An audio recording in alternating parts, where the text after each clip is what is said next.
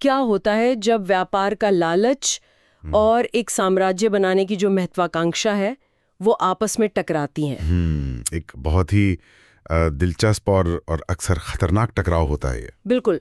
और आज हमारे सामने जो स्रोत हैं वो हमें सीधे 15वीं सदी के भारत में ले जाते हैं। ये वो दौर था जब यूरोपीय शक्तियों ने पहली बार कह सकते हैं समुद्र के रास्ते यहाँ दस्तक दी। तो आज हम यही समझने की कोशिश करेंगे कि यूरोपी, खासकर पुर्तगाली, हजारों मील का समंदर पार करके भारत आए क्यों, और वो सिर्फ व्यापारी बनकर क्यों नहीं रह गए। हाँ, और कैसे उन्होंने यहाँ एक ऐसे साम्राज्य की नींव रखी जो मतलब सदियों तक चला। और ये कहानी शुरू होती है एक बहुत बड़ी घटना से। हमारे स्रोत बताते हैं कि 1453 में उस्मानी तुर्कों ने कुस्तुनतुनिया, आज का इस्तांबुल, हाँ आज का इस्तांबुल, उस पर कब्जा कर लिया।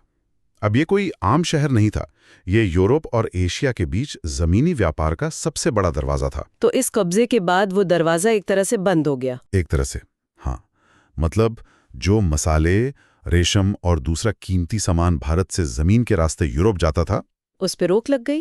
रोक तो नहीं, लेकिन रास्ता बहुत मुश्किल और बहुत महंगा हो गया। अच्छा। यूरोप में भारतीय मसालों की मांग जबरदस्त थी, खासकर काली मिर्च, लौंग, जायफल। और ये सिर्फ स्वाद के लिए नहीं थे, है ना, इनका कुछ और भी इस्तेमाल था। बिल्कुल।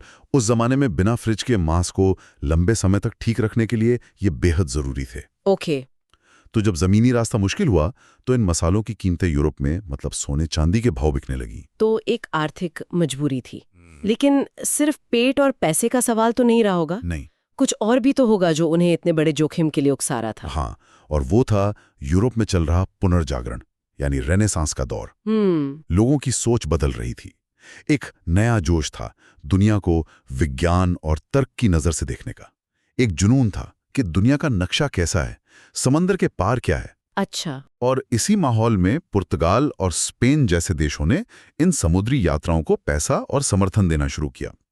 तो ये जरूरत, जिज्ञासा और धर्म का एक मिलाजुला मिशन था। और इसी मिशन पर निकला हमारी कहानी का मुख्य किरदार, वास्को डी गामा।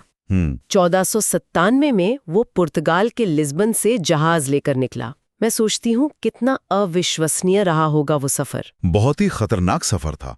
स्रोत बताते हैं कि वास्को डी गामा ने अफ्रीका के दक्षिणी कोने, जिसे केप ऑफ गुड होप कहते हैं, उसका चक्कर लगाया और अफ्रीका के पूर्वी तट तक पहुंचा। हाँ, और ये अपने आप में एक बहुत बड़ी कामयाबी थी। और कहते हैं कि यहाँ उसकी किस्मत चमक गई, उसे एक भारतीय नाविक मिला। हाँ, अब्दुल मजीद।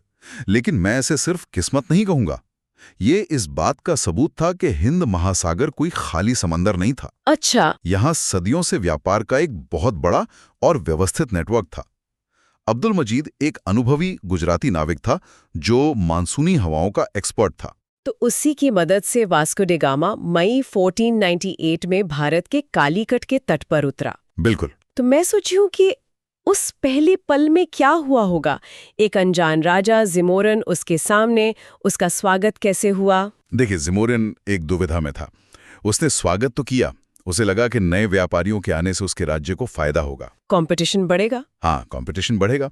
लेकिन कालीकट में पहले से ही अरब व्यापारियों का दबदबा था, जिनका मसालों के व्यापार पर एकाधिकार था। और वो किसी नए खिलाड़ी को मैदान में नहीं देखना चाहते थे। बिल्कुल। तो जैसे ही पुर्तगाली आए, अरब व्यापारी जिमोरन पर दबाव डालने लगे। बस यहीं से असली मुश्किल शुरू हुई। तो पुर्तगालियों को पहले ही दिन समझ आ गया कि यहाँ व्यापार करना आसान नहीं है। उन्होंने भांप लिया कि भारत में व्यापार सिर्फ मोल भाव से नहीं चलेगा। यहाँ टिकना है तो अपनी सैन्य ताकत दिखानी होगी। खैर, वास्को डी गामा जब मसालों से अपना जहाज भरकर वापस पुर्तगाल लौटा तो उसने सारी दुनिया बदल दी। हाँ, मैंने पढ़ा है कि उसे जो मुनाफा हुआ वो हैरान करने वाला था। हैरान करने वाला कहना भी कम होगा। स्रोत बताते हैं कि उसे अपनी पूरी यात्रा पर आए खर्च से 60 गुना ज्यादा मुनाफा हुआ। 60 गुना? 60 गुना। ये तो आज के जमाने के किसी सबसे सफल स्टार्टअप के लिए भी अविश्वसनीय रिटर्न है। ये सिर्फ मुनाफा नहीं था, ये एक भू राजनैतिक धमाका था। मतलब अब कोई भी यूरोपीय देश चुप नहीं बैठने वाला था। एग्जैक्टली। इसने एक तरह की मसाला रश शुरू कर दी। भारत अब सिर्फ एक व्यापारिक साझेदार नहीं बल्कि एक खजाना बन गया था। तो अब पुर्तगाली गवर्नर भेज रहे हैं 1505 में फ्रांसिस्को डी अल्मीडा। ये तो बहुत बड़ा कदम है। हाँ, अब खेल बदल रहा था। मतलब वो सिर्फ मेहमान बनकर नहीं रहना चाहते थे। बिल्कुल नहीं। अल्मीडा का लक्ष्य साफ था, हिंद महासागर को एक पुर्तगाली झील बना देना और इसके लिए उसने एक खास नीति अपनाई जिसे स्रोत ब्लू वाटर पॉलिसी कहते हैं। ब्लू वाटर पॉलिसी या शांत जल की नीति? ये तो नाम से ही धोखा लगता है। आपका अंदाजा बिल्कुल सही है। नाम बड़ा शांतिप्रिय है, लेकिन काम इसके एकदम उलट था। तो क्या मतलब था इसका? अल्मीडा का मानना था कि पुर्तगाल एक छोटा देश है, वो भारत में जमीन पर बड़े बड़े किले बनाकर अपनी ताकत बर्बाद नहीं कर सकता। उसकी असली ताकत थी उसकी नौसेना। उसका एक मशहूर कथन है, जब तक तुम समंदर के मालिक हो, भारत तुम्हारा होगा। अगर तुम्हारे पास समुद्री ताकत नहीं है तो जमीन पर बना बड़े से बड़ा किला भी तुम्हें नहीं बचा पाएगा। तो उसकी पूरी रणनीति समंदर पर कब्जा करने की थी, और उसने ये किया कैसे? अपनी नौसैनिक ताकत के दम पर उसने हिंद महासागर में एक आतंक का राज कायम कर दिया। पुर्तगाली जहाज किसी भी दूसरे देश के जहाज को रोकते और उन्हें एक परमिट खरीदने पर मजबूर करते, जिसे कार्टेज कहा जाता था। हाँ, कार्टेज। ये एक तरह का समुद्री टोल टैक्स था। और अगर कोई ये कार्टेज ना ले तो उसके जहाज को या तो लूट लिया जाता या समंदर में डुबो दिया जाता। ये कुछ और नहीं बल्कि समुद्री डकैती का एक संगठित रूप था, स्टेट स्पॉन्सर्ड पायरेसी। तो अल्मीरा की ये नीति सुनने में तो बड़े चालाक लगती है, लेकिन क्या ये लंबे समय तक चल सकती थी? आखिर आप सिर्फ पानी पर कब्जा करके एक साम्राज्य कैसे चला सकते हैं? नहीं चला सकते। और जिसने ये सोचा वो था भारत में पुर्तगाली शक्ति का असली संस्थापक अफोंसो डी अल्बुकर्क। अच्छा। वो अल्मीडा के बाद गवर्नर बना और उसने आते ही ब्लू वाटर पॉलिसी को किनारे कर दिया। वो समझ गया था कि सिर्फ समंदर से काम नहीं चलेगा, जमीन पर मजबूत ठिकाने बनाने ही होंगे। बिल्कुल। और उसने आते ही एक ऐसा कदम उठाया जिसने सब कुछ बदल दिया। 1510 में उसने बीजापुर के सुल्तान से गोवा को जीत लिया। ये एक गेम चेंजर था। गोवा की लोकेशन कमाल की थी, एक प्राकृतिक बंदरगाह। और मालाबार के मसाला व्यापार और गुजरात के कपड़ा व्यापार दोनों के बीच में ने गोवा को भारत में पुर्तगाली प्रशासन और व्यापार का केंद्र बना दिया। अब उनके पास भारत में एक अपनी राजधानी थी, एक मिनी पुर्तगाल। अल्बुकर्क ने सिर्फ जमीन ही नहीं जीती, उसने एक बड़ी अजीब सामाजिक नीति भी अपनाई। मतलब पुर्तगालियों को भारतीय महिलाओं से शादी करने के लिए प्रोत्साहित किया। इसके पीछे क्या सोच थी? ये उसकी दूरगामी सोच का एक और उदाहरण था। इसका मकसद कोई सांस्कृतिक मेलजोल नहीं था। तो फिर क्या था? ये बहुत व्यवहारिक था। वो एक ऐसी मिश्रित आबादी तैयार करना चाहता था जो पुर्तगाली साम्राज्य के प्रति वफादार हो। अच्छा। ये लोग पुर्तगाली पिता और भारतीय मां की संतान होते और प्रशासन, सेना और व्यापार में पुर्तगालियों की मदद करते।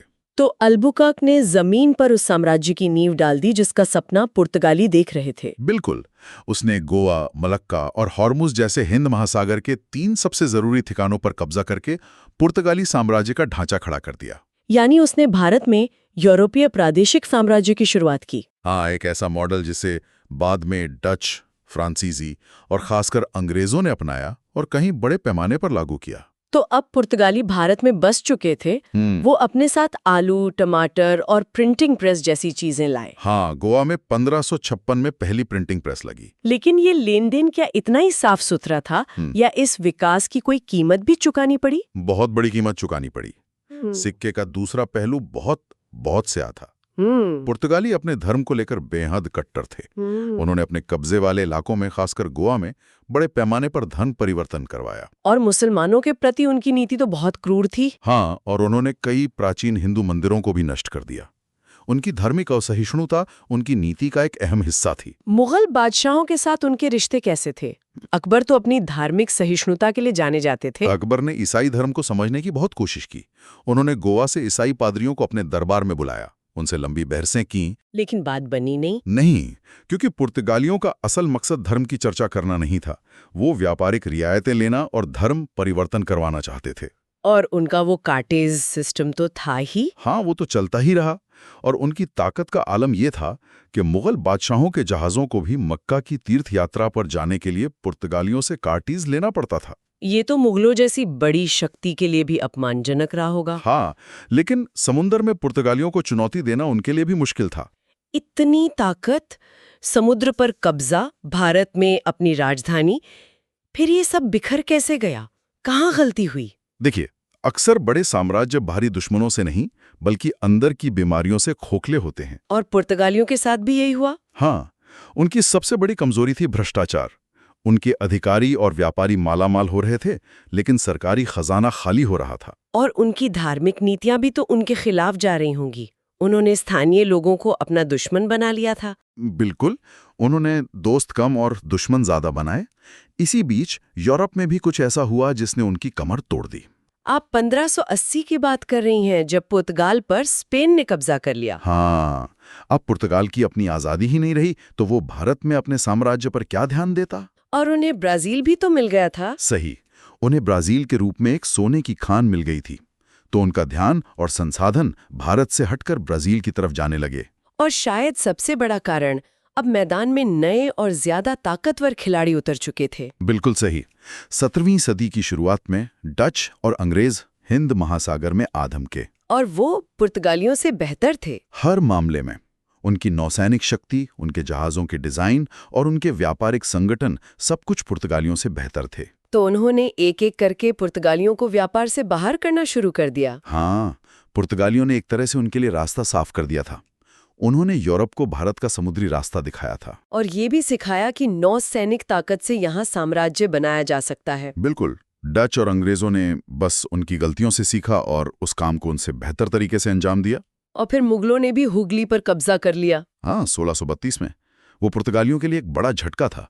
धीरे धीरे उनकी ताकत सिमटकर सिर्फ गोवा, दमन और दीव तक रह गई। तो आज की इस बातचीत का सार यही है कि कैसे मसालों की खोज में आए व्यापारी धीरे धीरे भारत में पहली यूरोपीय औपनिवेशिक शक्ति बन गए। हाँ, हमने अल्मीदा की ब्लू वाटर पॉलिसी से लेकर अल्बुकर्क की जमीन पर कब्जा करने की रणनीति को समझा और कार्टेज जैसे सिस्टम के जरिए उनके समुद्री दबदबे को भी देखा। लेकिन ये भी समझा कि सैन्य ताकत के साथ साथ उनकी धार्मिक कट्टरता और भ्रष्टाचार ही उनके पतन की वजह बने। और इसी ने अंग्रेजों और डचों जैसी दूसरी शक्तियों के लिए दरवाजा खोल दिया। सही, ये कहानी वाकई कमाल की है। व्यापार, तकनीक, लालच और क्रूरता का एक ऐसा कॉकटेल जिसने भारत के इतिहास की दिशा हमेशा के लिए बदल दी। इसका अंतिम विश्लेषण क्या होगा? यही कि पुर्तगालियों ने हिंद महासागर में सदियों से चले आ रहे व्यापार के नियमों को हमेशा के लिए बदल दिया। उन्होंने दिखाया कि समंदर पर कब्जा करके जमीन को नियंत्रित किया जा सकता है। लेकिन उनका पतन ये भी सिखाता है कि सिर्फ सैन्य शक्ति और आर्थिक लूट से कोई साम्राज्य लंबे